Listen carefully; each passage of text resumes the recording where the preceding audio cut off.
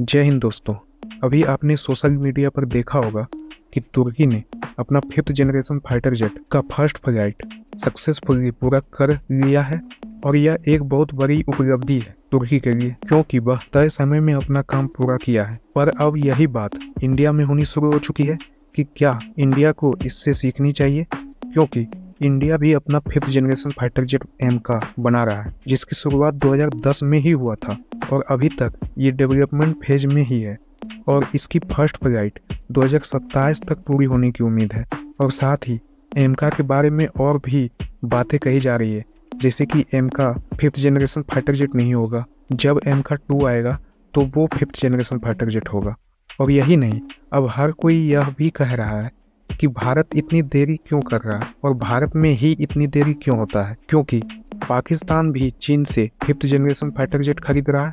तो देखिए, भारत को सिर्फ 5th जनरेशन फाइटर जेट ही नहीं चाहिए, भारत को चीन और पाकिस्तान को काउंटर करने के लिए पूरी स्क्वाड्रन चाहिए, जो कि 42 के आसपास है, जिसमें 4th जनरेशन और 4.5 जनरेशन के फाइटर जेट होंगे। साथ ही भारत की समुद्री सीमा भी बहुत बड़ी है, जिसके लिए navy ship, submarine, fighter jet, drone और साथ में नई टेक्नोलॉजी की ज़रूरत है। वहीं आर्मी के लिए भी attack helicopter, drone, new technology equipment को खरीदा जा रहा है, वो भी सभी के सभी मेड इन इंडिया के तहत। यानी भारत सभी क्षेत्र में आत्मनिर्भर की ओर बढ़ रहा है, जिसमें बहुत ज़्यादा बजट की ज़रूरत होती है। आप ये देखिए कि भारत ने अभी स्वदेशी एयरक्राफ्ट कैरियर बनाया है, जिसकी टोटल कॉस्ट 23,000 करोड़ है। वहीं इसके मुकाबले पाकिस्तान की पूरी जीडीपी देखें तो सिर्फ 34,826 करोड़ के आसपास है। तो आप समझिए कि इतने बड़े बड़े प्रोजेक्ट करने के बाद क्या हर प्रोजेक्ट समय पर होना संभव है। और अब आते हैं फाइटर जेट पर। तो देखिए, Bharat 5th generation fighter jet के साथ 4.5 जनरेशन के तेजस मार्क 2 पर भी काम कर रहा है, जो कि 5th जनरेशन फाइटर जेट से ज़्यादा महत्वपूर्ण है, क्योंकि भारत अपना सभी स्क्वाड्रन स्वदेशी हथियारों से भरना चाहता है, जिससे कि भारत को किसी भी दूसरे देश पर निर्भर न होना पड़े। और बात है 5th जनरेशन फाइटर जेट की, तो देखिए, ये कहने से कि हमारे पास 5th जनरेशन फाइटर जेट है, हम आगे हैं, तो इससे कुछ नहीं होता। आप समझ रहे हैं हम किसकी बात कर रहे हैं। अगर चीन की ही बात करें तो चीन के पास total 200 J-20 5th generation fighter jet है, पर वो कभी इंडिया के सामने अपना फाइटर जेट नहीं जाता है। वो जाता है कहाँ? ताइवान के पास, क्योंकि उसे पता है इंडिया से भिड़ना आसान नहीं है।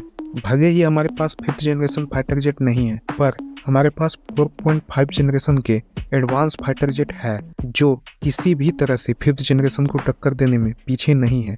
क्योंकि 5th जनरेशन के फाइटर जेट के पास होता ही क्या है, बस एक एडवांटेज कि वो स्टेल्थ होता है, और वो भी तब काम करता है जब अचानक किसी देश में घुसो। क्योंकि अगर आपके पास एडवांस रडार सिस्टम है तो वो भी स्टेल्थ ज़्यादा देर काम करता नहीं है, क्योंकि भारत के पास सिर्फ 5th जनरेशन फाइटर जेट ही नहीं है, बाकी सभी चीज़ें हैं, जैसे S-400 air defence system, advance radar system और राफेल और सुखोई में लगे advance air to air missile, जिसमें अस्त्रा मार्क 2 शामिल है। यानी कि आप ये समझिए कि एयर टू एयर कॉम्बैट जब होता है तो उसमें कौन जीतता है, ये डिपेंड करता है फाइटर जेट की स्पीड और पायलट के एक्सपीरियंस पर। और इंडियन एयरफोर्स इसमें कहीं आगे है, जो आप पाकिस्तान के F-16 के मामले में देख चुके हैं। और बात करें स्पीड की, तो Chinese 5th generation fighter jet की स्पीड मैक्सिमम 2.5 मैक है, वहीं राफेल की स्पीड 2 मैक है। तो ये इतना भी ज़्यादा अंतर नहीं है, क्योंकि जब आपके पास बियॉन्ड विजुअल रेंज मिसाइल और हाइपरसोनिक मिसाइल हो